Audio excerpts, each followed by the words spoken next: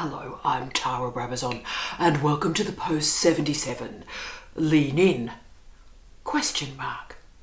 This post comes via request from MA, and I'm using initials to ensure anonymity. MA's done a tremendous job. She's an early career researcher in her first contract post, and she's done everything we've talked about in the last 70 plus posts. Established clear boundaries between professional and personal lives, understood her role, and gained role clarity by communicating that to others. Absolutely phenomenal. Brilliant, MA. You've done an amazing job. Okay. But the challenge has emerged because MA's in one of those roles, and these types of roles are increasing, by the way. MA's in one of those roles where she has a line manager, but lots of people sort of have a say in her job. We call that dotted line management. So there's lots of people sort of involved in the work that she does. And one of these dotted line managers has expressed concern about her commitment and used the phrase lean in, asking her that she needs to lean in more. Now, MA has asked me, what does this mean? Is this a problem? Do I need to be looking for another job? What's the story here? So it's my absolute pleasure to talk about that phrase, where it comes from, why it's not used very often these days, but what it means when it is deployed. Why is this happening to MA now? Well, let's work this out together as a community. Now, I have an article that's currently under review, everything crossed, called Leadership Bingo. I really hope that gets out at some point this year.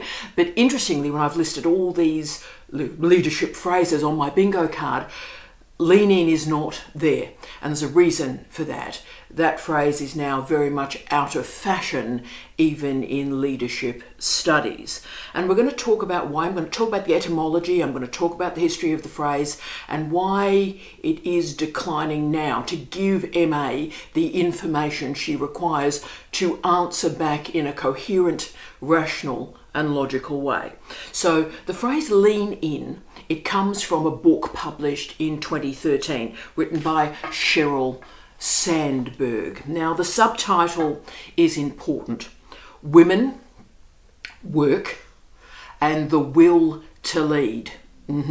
So as we can see right at the start, this book was configured to be part of the ever-burgeoning leadership industry, #yawn, and it focuses on women and work. Now, can I say that's the first problem? So it parks matters of men and masculinity, and as you all know, I'm a big supporter of men's studies and masculinity studies, so I would argue that's the first mistake, to suddenly say, oh right, well let's just isolate women and let's talk about women's relationship with work. That's pretty silly. So you'll also note that the book was published after the global financial crisis, but before COVID. This is a really significant period. It's a really messed up period from this century. Now, we need to always remember that the global financial crisis was created by greedy, individualized incompetence from workers in finance capitalism. And through that greed and through that incompetence, public money, yes, taxpayers' money, public money was used to pay off this catastrophic situation because these banks were supposedly, quote, too big to fail, end of quote. But you see, these private corporations that behaved badly took money off public institutions like public health, public education, public libraries. So by the time the pandemic arrived, public health had been underfunded for some years, and therefore it was ill prepared to manage a catastrophe. But the weirdest thing, and I spend a lot of time thinking about this, I write on this, the weirdest thing about this liminal period between the global financial crisis and COVID is that the private banks took public money, and within 1 year they were back paying bonuses to the leaders that had caused the catastrophe in the first place, using public money. Right.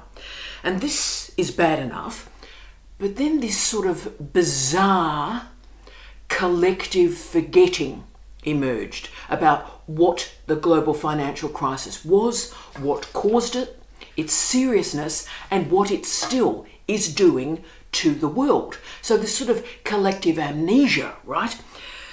And one of the consequences of that collective amnesia is that two industries, two spheres of the economy in particular, and I'm talking finance capitalism, so banks and the stock market, and Silicon Valley technology startups, are now sort of being valued as models of work and economic development and growth and education and human value and, yes, leadership.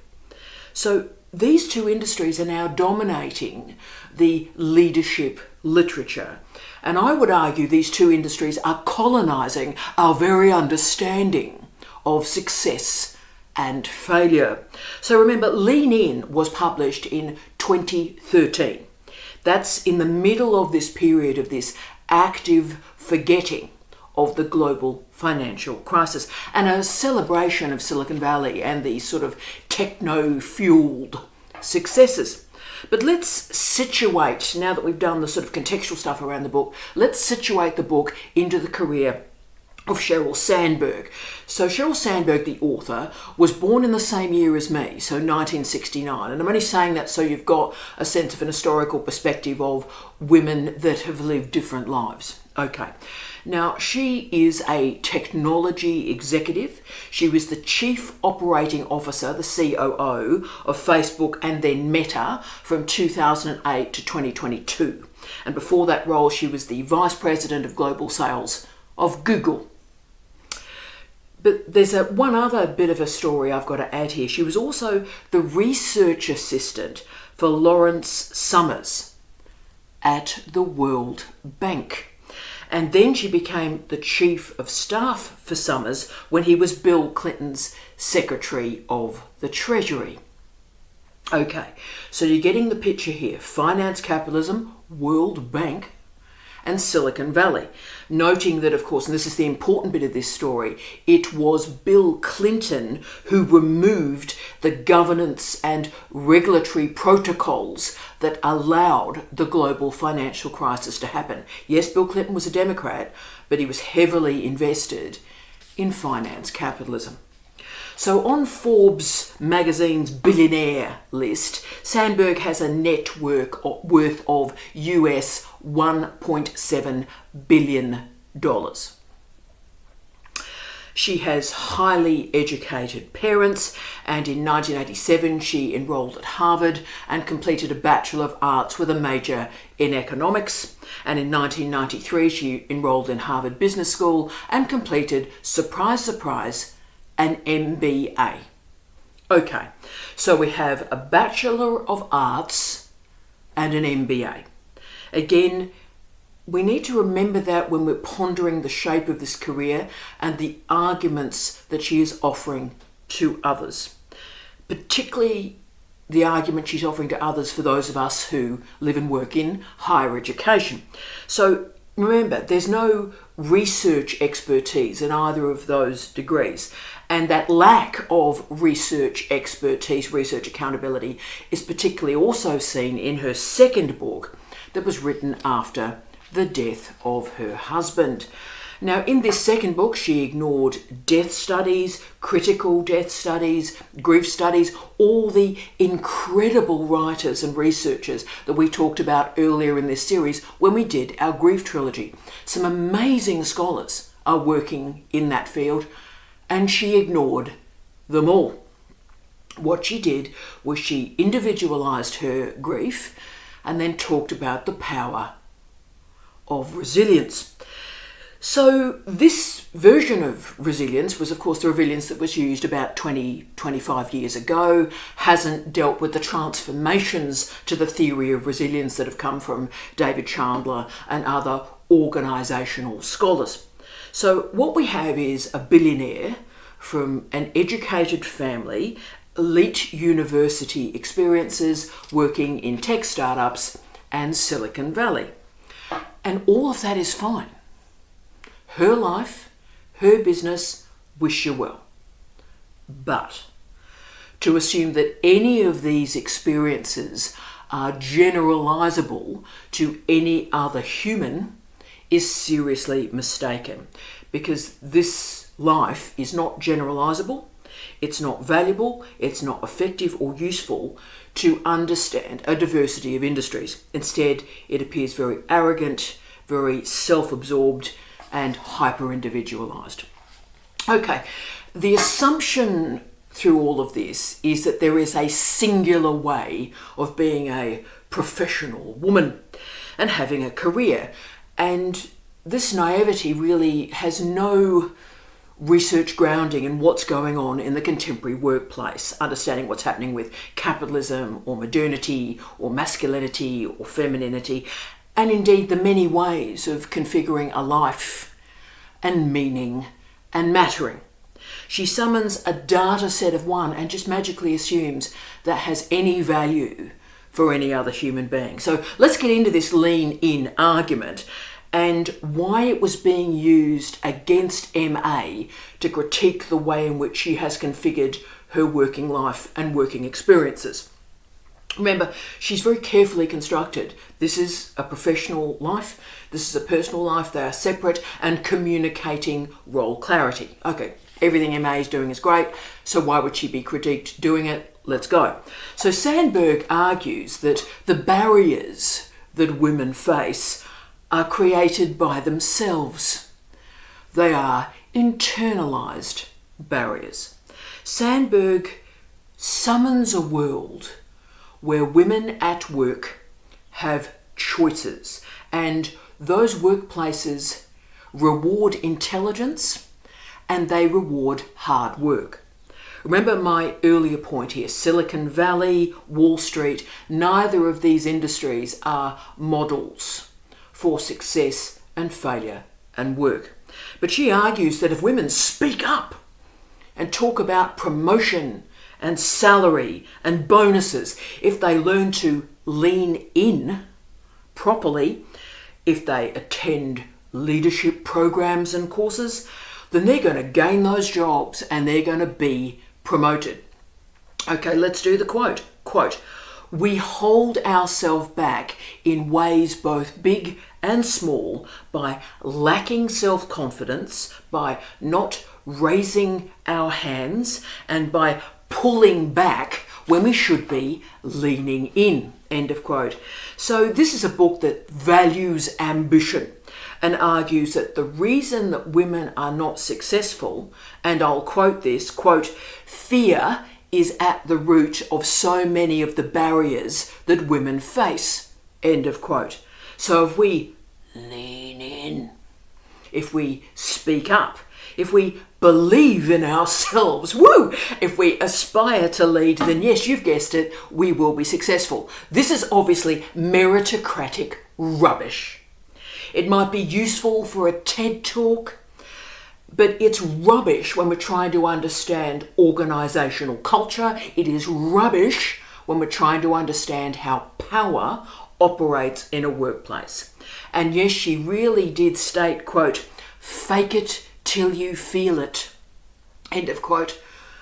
The last thing our universities need right now, in fact, I would argue the last thing the planet needs right now, are more people who are faking it. More people who are pretenders. We don't need any more pretenders. We need people with expertise rather than sort of people that randomly post a vibe on LinkedIn. Workers do possess freedom, but it's not the freedom that's discussed on Wall Street or in Silicon Valley.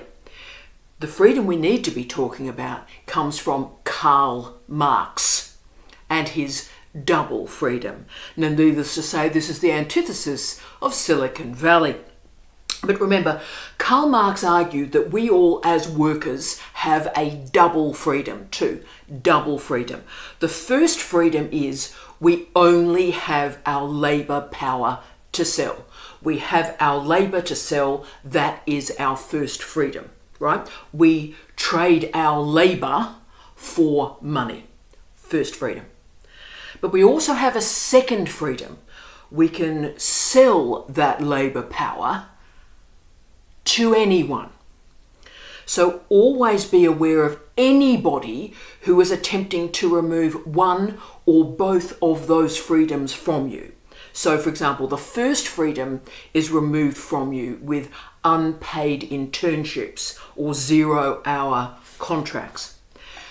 But the second freedom can also be removed from you if you're in posts or jobs with gag orders, gardening leave, 20+ hour days because you're doing 3, 4, 5 people's jobs, so you can't even think straight. Okay, and those types of posts block the second freedom to say, you know what, I'm going to sell my labour somewhere else. So instead of these concrete strategies to manage injustices in our workplaces, Lean In is filled with these pseudo middle class assumptions about women and about birth and about child rearing.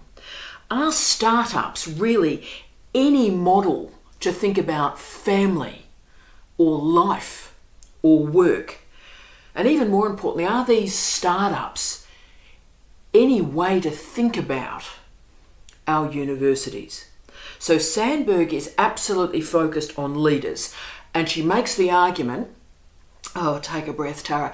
She makes an argument that there are too few women leaders. Too few women leaders. Now, actually, my argument is there's too many damn leaders.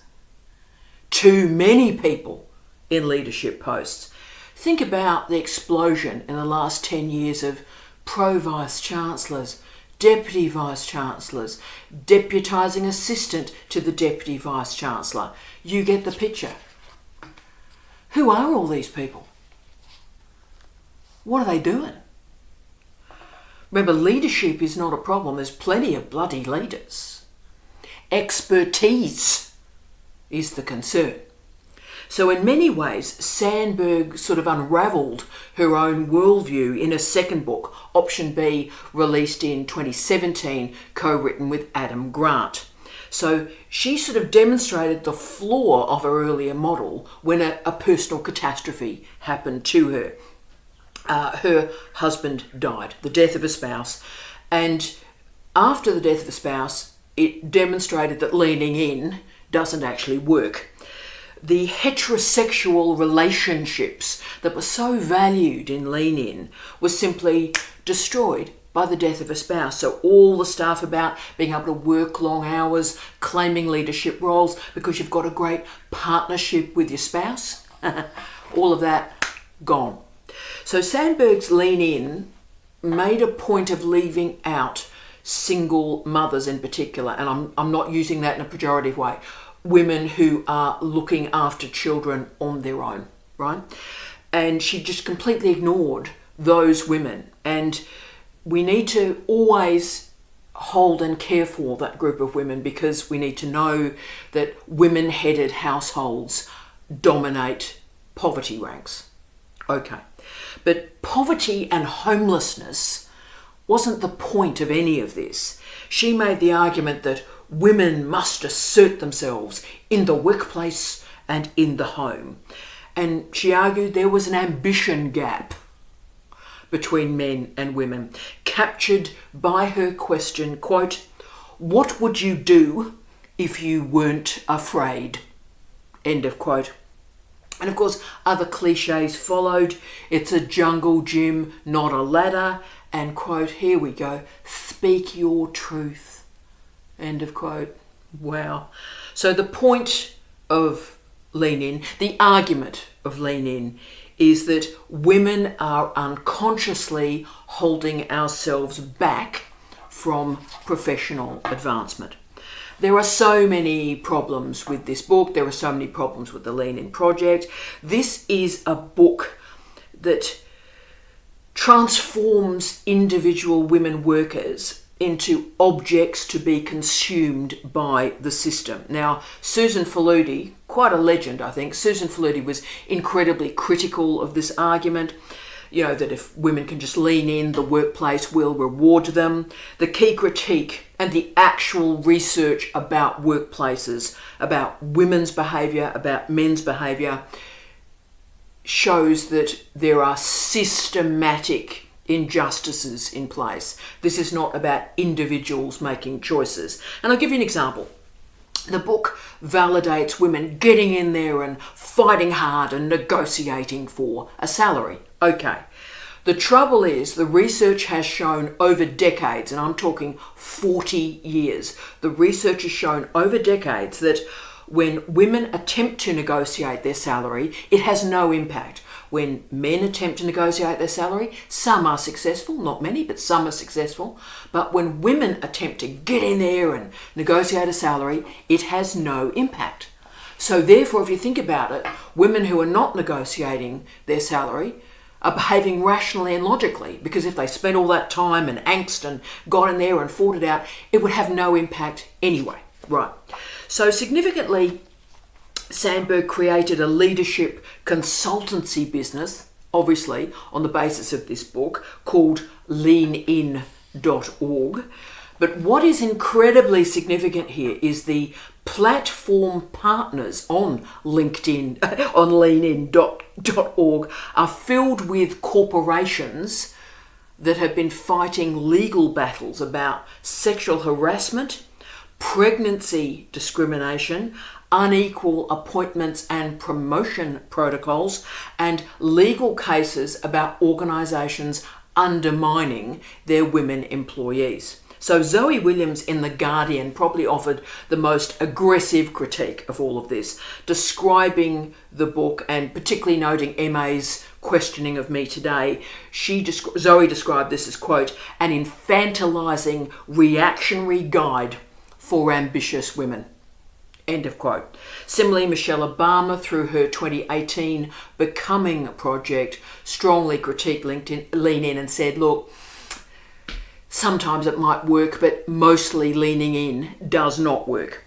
The legendary Bell Hooks wrote an incredibly powerful critique of the book, describing it as, quote, faux feminism, end of quote, arguing that this version of feminism only suits the powerful. Important data point there. So if we all just work hard enough, we will be successful. And of course, that's rubbish. It's meritocratic rubbish. And Bell Hooks called it out as meritocratic rubbish. So matters of class, of education, of sexuality, of race are just not present at all. And Kathleen Geer confirmed that feminism, through much of its history, particularly since the second wave, I would argue, feminism has got a class problem. It's got a class problem. And actually, if we're wanting to change the situation, then collective solutions are required rather than individual solutions. And look, I also wanted to log the heteronormativity. I read Lean In at the time, and I read it again in preparation for this post. And the heteronormativity of this book is even more vulgar than when I read it the first time. The stories just go on and on and on of women who marry men and have children and raise children. And the world and people's lives are much more complex than that. Now, Cindy Gallop in the Harvard Business Review in 2021 included Lean In as one of the, quote, 7 pieces of bad career advice that women should ignore. End of quote. And I was most impressed by, and I must not get emotional, I was really moved by this, Heather McGee's critique that really shook me up. And Heather McGee argued that currently business models rely on reduced wages for those at the bottom of social, economic and political hierarchies. So the profit-taking system that we live in right now is built on lower wages for immigrants, citizens of colour, and yes, women. So what we're doing is we're underpaying well-qualified people who are not in the normative container of how we consider success looks like. So we exploit the disempowered to continue to make profit for corporations. Now, Catherine Goldstein, who had described herself through her life as a Sheryl Sandberg superfan, suddenly realised she was failed by the lean-in advice, particularly after she got pregnant. And she described the Sandberg project as, quote, corporate feminism, end of quote. Very interesting phrase. So women working hard, claiming personal responsibility. But then it became clear that, of course, Sandberg didn't claim personal responsibility herself. So during the Senate Intelligence Committee hearings about foreign influence in the 2016 election in the United States, and Facebook's relationship with Cambridge Analytica, some of us remember all of that saga, that was part of Sandberg's portfolio at Facebook. And she claimed no responsibility. So she's telling the importance of women claiming responsibility. She's a hypocrite. She didn't do it herself. Okay. And also an array of studies emerging from Bloomberg Businessweek confirmed that actually pay equality has not emerged post lean-in. A few women, very few women, have gained some incremental increases in pay, but this is not a structural change at all.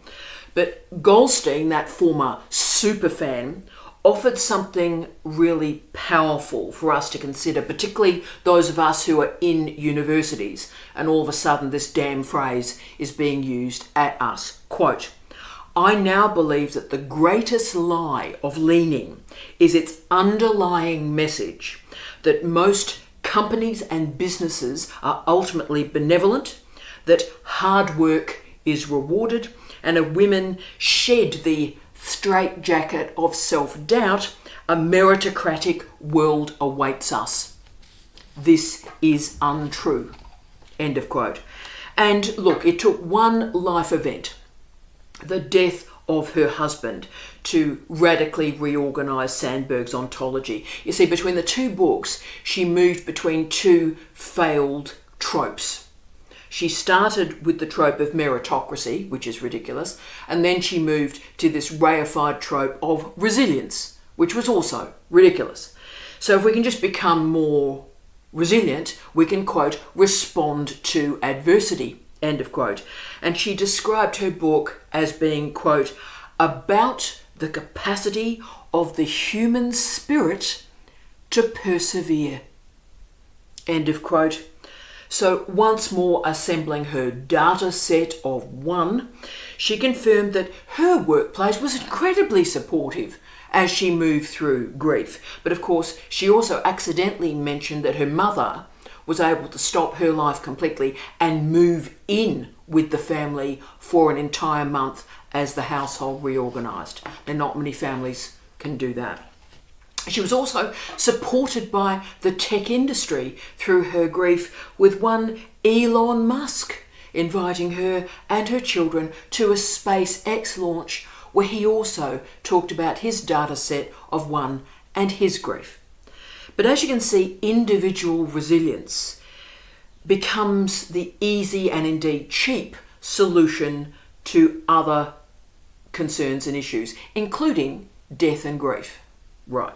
So the woman who gained fame from leaning in then had to confront the consequences of leaning in. And suddenly all those choices that were available to her vanished with the death.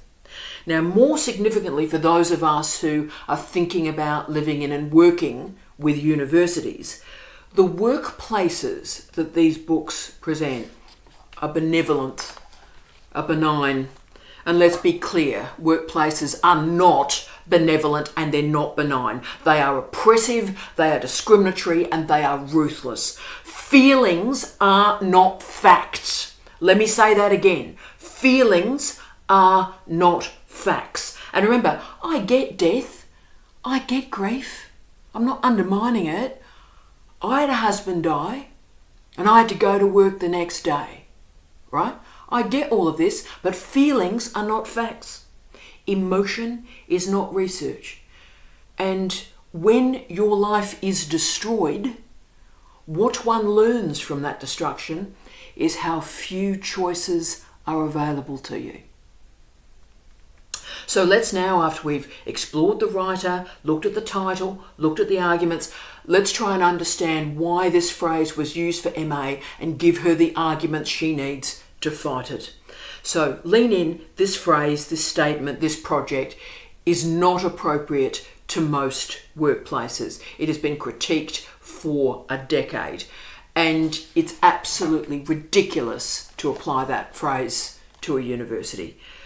Remember, it's only possible to lean in if you already hold power and you are ambitious and you want to claim what you believe is your job and your promotion and your title. It's a selfish phrase and it's a self-absorbed phrase. Now, universities are not like other businesses because we are not businesses. Universities exist to enable the public good, to educate the next generation of scholars, to create new research, and also to enable increasingly the lifelong learning of our citizenry.